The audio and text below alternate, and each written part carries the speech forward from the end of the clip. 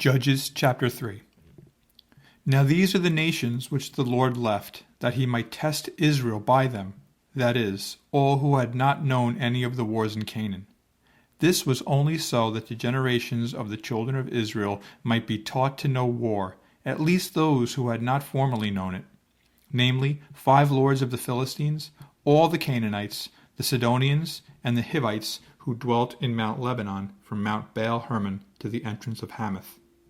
And they were left, that he might test Israel by them, to know whether they would obey the commandments of the Lord, which he had commanded their fathers by the hand of Moses. Thus the children of Israel dwelt among the Canaanites, the Hivites, the Amorites, the Perizzites, the Hivites, and the Jebusites. And they took daughters to be their wives, and gave their daughters to their sons, and they served their gods. So the children of Israel did evil in the sight of the Lord. They forgot the Lord their God, and served the Baals and Ashtoreths. Therefore the anger of the Lord was hot against Israel, and he sold them into the hand of Cushan-Rishathaim, king of Mesopotamia. And the children of Israel served Cushan-Rishathaim 8 years. When the children of Israel cried out to the Lord raised up a deliverer for the children of Israel, who delivered them, Othniel, the son of Kenaz, Caleb's younger brother. The Spirit of the Lord came upon him, and he judged Israel. He went out to war, and the Lord delivered Cushan-Rishathaim, king of Mesopotamia, into his hand, and his hand prevailed over Cushan-Rishathaim. So the land had rest for 40 years. Then Othniel, the son of Kenaz, died. And the children of Israel again did evil in the sight of the Lord. So the Lord strengthened Eglon, king of Moab, against Israel, because they had done evil in the sight of the Lord. Then he gathered to himself the people of Ammon and Amalek, went and defeated Israel, and took possession of the city of palms.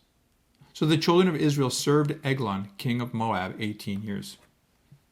But when the children of Israel cried out to the Lord raised up a deliverer for them, Ehud, the son of Gera, the Benjaminite, a left-handed man.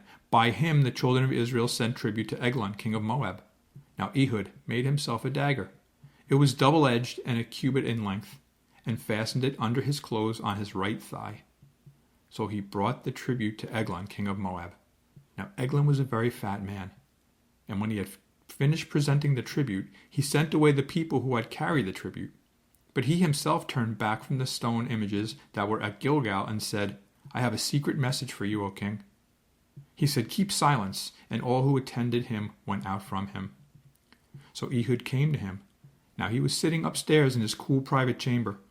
Then Ehud said, I have a message from God for you. So he arose from his seat.